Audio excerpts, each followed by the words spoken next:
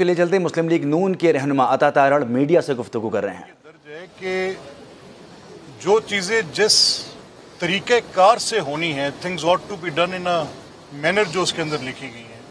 اگر اس سے ہٹ کے ہوں گی تو پھر وہ غلط ہوں گی، کالعدم ہوں گی۔ تو یہ جو اسپیکر کا الیکشن ہے، یہ آئین کا منشا یہ ہے آرٹیکل 226 کی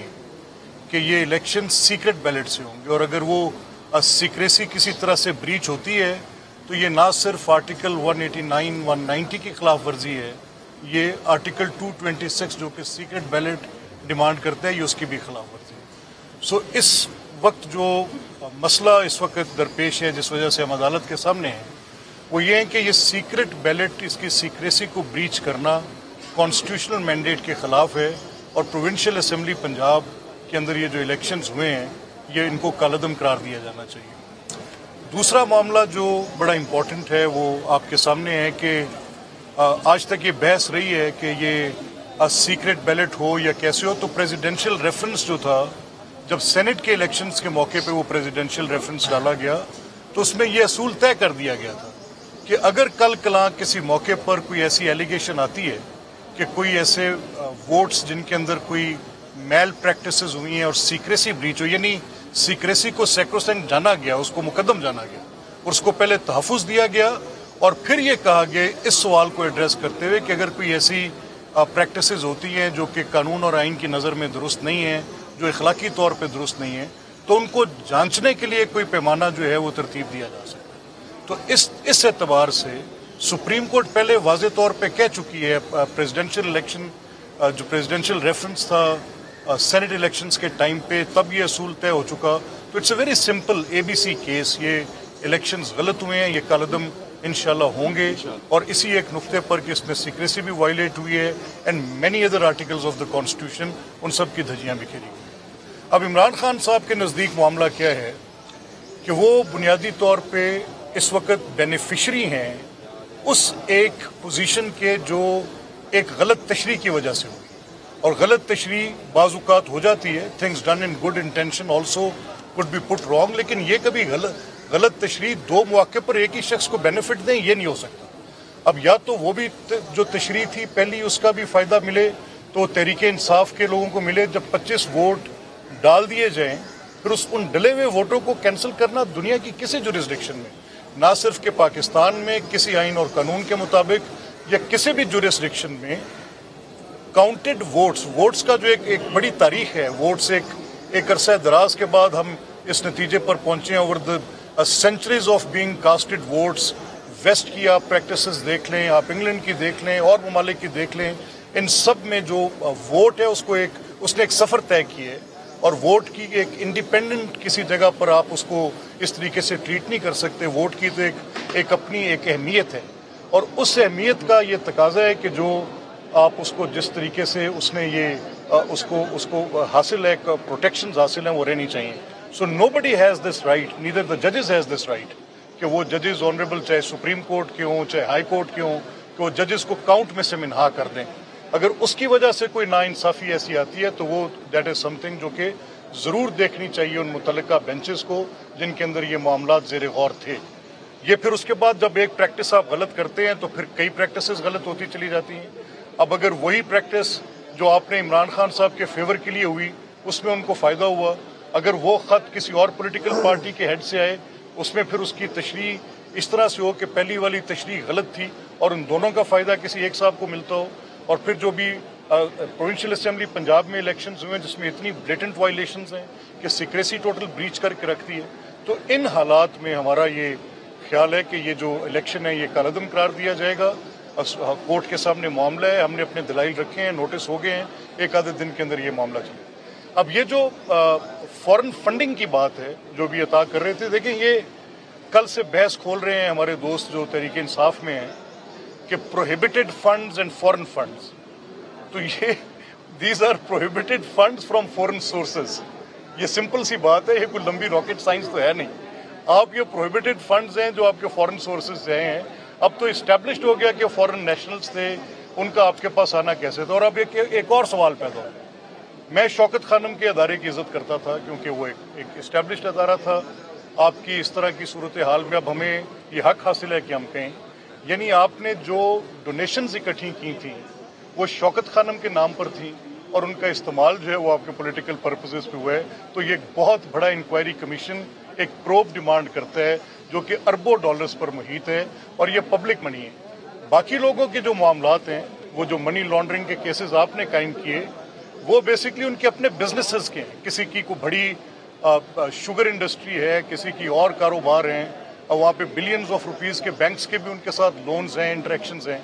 लेकिन ये एक यूनिक केस है कि आप चंदे की मद में पैसे लें, यानी पब्लिक मनी लें वो इस पर्पज़ के लिए कि आपने उसको सोशल वेलफेयर या मेडिकल पर्पसेस के लिए लेना है और इस्तेमाल उसको आप अपने सियासी मकासद के लिए करें। इससे बड़ी तारीखी बेईमानी मैंने आज तक सुनी नहीं। तो इस पर तो आपको खुद वॉलंटियर करना चाहिए, अपने रिकॉर्ड्स को खुद लेकर आना चाहिए, रादर कि आप उन लोगों को जो आपके प्रोफेशनल एक्सपर्ट्स थे, जो बाद में आपके बिजनेस पार्टनर्स इस्टेब्लिश हुए, जिनकी ऑडिट रिपोर्ट्स के साथ आप कहते थे कि Shaukat Khanam is accounted for, Shaukat Khanam is not accounted for. Time and again it has been proven कि जो उसके डायरेक्टर्स थे, जिसमें आपकी फैमिली के मेंबर्स थे, आपकी बहन थी,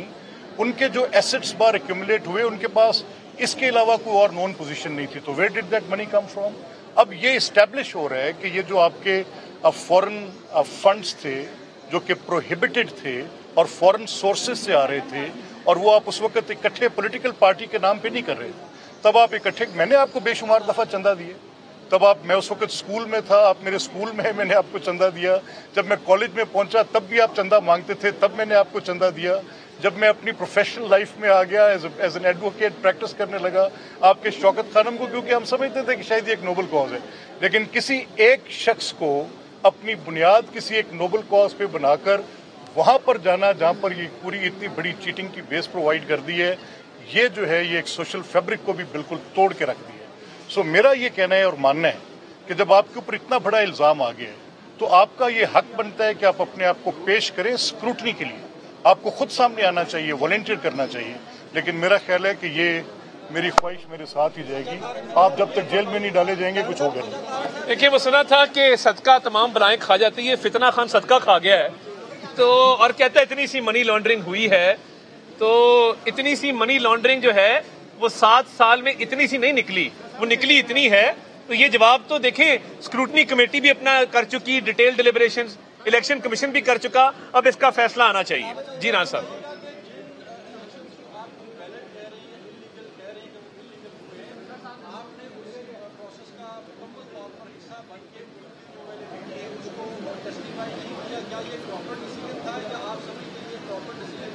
बहुत अच्छा सवाल है आपका। ड्यूरिंग द प्रोसीडिंग्स, जब ये इलेक्शन हो रहा था और निशानदही हुई कि बैलेट पेपर्स के ऊपर सीरियल नंबर दर्ज हैं, तो हमारे जो वकला मेंबरान हैं फ्लोर ऑफ द हाउस, उन्होंने 2 एप्लीकेशन जमा कराई। उन एप्लीकेशन में ये दर्ज था कि रीपोल कराया जाए। तो जहां तक रेमेडी की बात है, हम एक फोरम एग्जॉस्ट कर चुके हैं, वो रिटर्निंग अफसर का फोरम है। वो दरखास्तें हमने एनेक्स की हैं अपनी रिट पिटिशन के साथ, कि हमने फ्लोर ऑफ द हाउस भी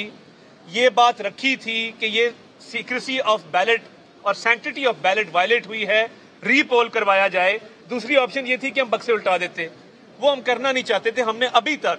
कोई गैर आईनी गैर कानूनी कदम नहीं उठाया। हम आज भी कोर्ट के सामने खड़े हैं, दरखास्त लेके खड़े हैं, और फ्लोर ऑफ द हाउस भी दरखास्त यही दी थी। बड़ा एक कर लें। पिछले 4 माह से इमरान खान के खिलाफ आप कोई 10वीं प्रेस कॉन्फ्रेंस कर चुके हैं और बहुत सारे इल्जाम लगाए, अभी तक इमरान खान के खिलाफ केस बिल्ड क्यों नहीं कर सके? पहला सवाल। दूसरा सवाल मेरा ये है कि आप सच्चे होकर सोशल मीडिया के जरिए वो झूठ होकर अपना बयानियाँ अपलोड करता है और उसका खुलासा नून लीग जो है वो जिमनी इलेक्शन में पाल दिया है, आप अपनी सोशल मीडिया पे एज ए जमात नाकामी तस्लीम करते हैं। पहली बात तो ये है कि खान साहब को अभी मुकदमा बिल्ड नहीं हुआ था तो प्री अरेस्ट बेल उन्होंने करा ली माशाल्लाह। पेशावर में जाके छुपे रहे और लॉन्ग मार्च का पूरा अरसा सरकारी मिनरल वाटर की बोतलें सामने रख के, सरकारी गेस्ट हाउसेज में रह के उन्होंने वहां पे पनाह ली और वो अरेस्ट के डर से प्री अरेस्ट बेलें कराते फिर रहे हैं। पहली बात तो ये है। दूसरी बात ये है कि हमने जो फराह गोगी के खिलाफ केसेस रजिस्टर किए हैं, वो सोने के अंडे देने वाली मुर्गी वो फरार क्यों हुई, اور خان صاحب کی نو کانفیڈنس ووٹ سے ایک دن پہلے فرار کیوں ہوئی؟ خان صاحب اس کو واپس لانے میں کیوں ریلکٹنٹ ہیں، کیوں ہیزیٹنٹ ہیں؟ دیکھیے جس دن فرح گوگی اور احسن جمیل گجر واپس آ گئے، اربوں روپے کی بینامی پراپرٹی خان صاحب کے نام نکلنی ہے، اور ان کو بھی پتا ہے خان صاحب کو کہ یہ 1 گھنٹہ فرح گوگی اور اس کا خاوند جیل میں نہیں گزار سکتے، اسی لیے انہوں نے ان کو باہر فرار کروایا ہے، کیونکہ وہ بہت سارے راز ہیں فرح گوگی اور احسن جمیل گجر کے پاس جو اربوں روپے لوٹے گئے ہیں اس قوم کے۔ تو خان صاحب جس دن وہ واپس ان کو لے آئیں، آج بھی لے آئیں اگر سچے ہیں تو، اگر آپ نے آپ کو سچا مانتے ہیں تو آج واپس لے آئیں، دیکھ لیتے ہیں، دودھ کا دودھ اور پانی کا پانی ہو جائے گا۔ دوسرا دیکھیے سوشل میڈیا کوئی آن آف کا بٹن نہیں ہے کہ ایک دن آن کیا ایک دن آف کر دیا۔